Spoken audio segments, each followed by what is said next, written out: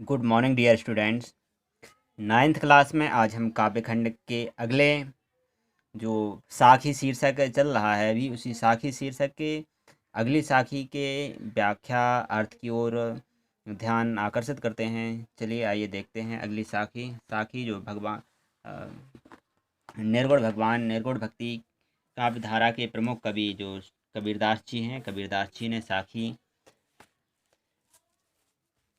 साखियों के माध्यम से संसार को इस अपने ज्ञान के प्रकाश से इस संपूर्ण संसार को प्रकाशित किया है। देखिए इस नाशवान संसार में कबीरदास जी कहते हैं, हम लोगों को उपदेश देते हुए कहते हैं कि ये सारा संसार झूठ का संसार है, मोह माया का संसार है, इसलिए हमें इसके झूठे सुखों में नहीं भूलना चाहिए।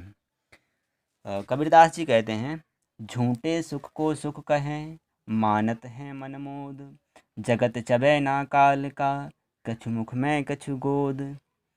सूरदास जी कहते हैं, संत कबीरदास सूरदास जो कबीरदास जी हैं संत कबीर, तो वो कहते हैं कि झूठे सुख को सुख कहे। ये जो मानव है इस संसार में जितनी भी झूठी सुख सुविधाएं हैं, मोह माया है, उसको मनुष्य सुख कहता है।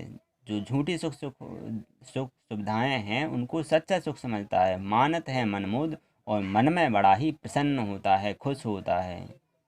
जगत चबैना काल का, जबकि वास्तविकता यह है कि ये सारा संसार, इस संसार में कोई भी वस्तु ऐसी नहीं है जिसे नष्ट नहीं होना है। ये सारा संसार नश्वर है, नाशवान है, क्षण भंगुर है। जगत चबैना काल का, ये जो जगत है, सारा संसार है, वो काल का एक चबैना मतलब निवाला है, कौर है। जैसे चना को चबाया जाता है उस चना के समान है, चबैना के समान है यह सारा संसार। काल के चबैना के समान मतलब काल इसको कभी भी चबा सकता है।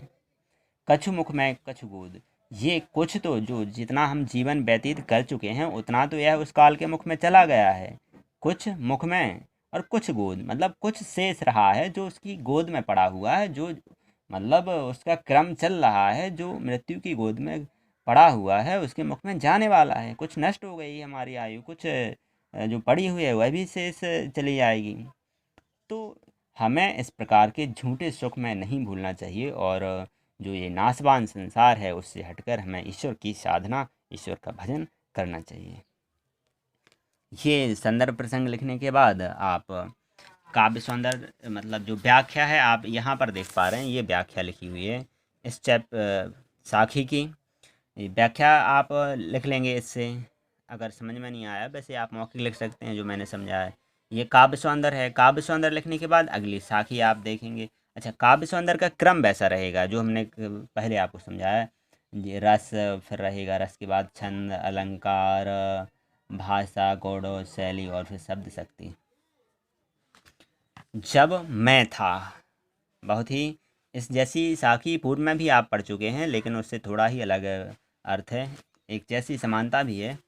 जब मैं था तब हरि नहीं, अब हरि है मैं नाही, सब अंधियारा मिट गया, जब दीपक देखा माही। कबीरदास जी कहते हैं, संत कबीरदास जी कहते हैं कि जब कोई जीवात्मा कहती है, मनुष्य कहता है कबीरदास जी के शब्दों में कि जब मेरे अंदर क्या था, मैं मतलब होता है अहंकार। जब मेरे अंदर मैं था, मैं मतलब अहम, मैं मतलब क्या होता है अहम, अहम मतलब अहंकार, घमंड। जब मेरे अंदर घमंड था तब हरि नहीं, मतलब हमारे गुरु के द्वारा दिया हुआ ईश्वर या भक्ति, ईश्वर का ज्ञान नहीं, भक्ति नहीं। जब मेरे अंदर क्या था, अहंकार। जब अहंकार था तब गुरु की भक्ति उसमें नहीं हो सकती है, क्योंकि पहले ही बताया गया है कि प्रेम गली अति सांकरी, तामे दूना समाही।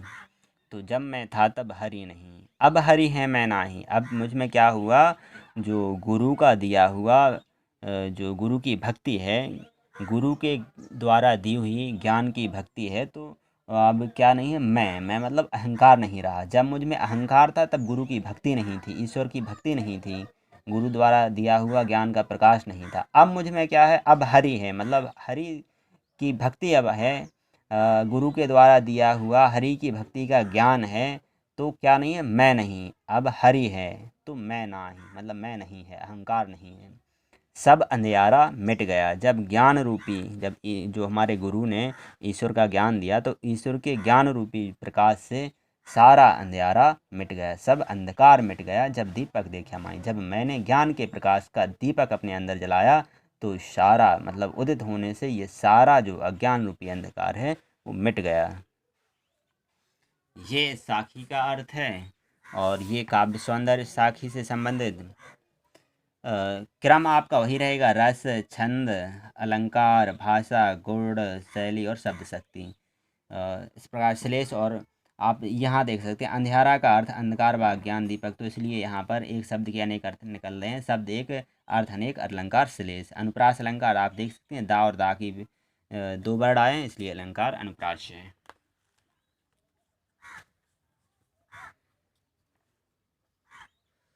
आगे हम साखी संख्या 11 को देखते हैं। इसमें आपको ये इस साखी का अर्थ आप वैसे नहीं लिखना, इस साखी के अर्थ को आप नहीं लिखेंगे, केवल पढ़ लीजिए अर्थ के लिए।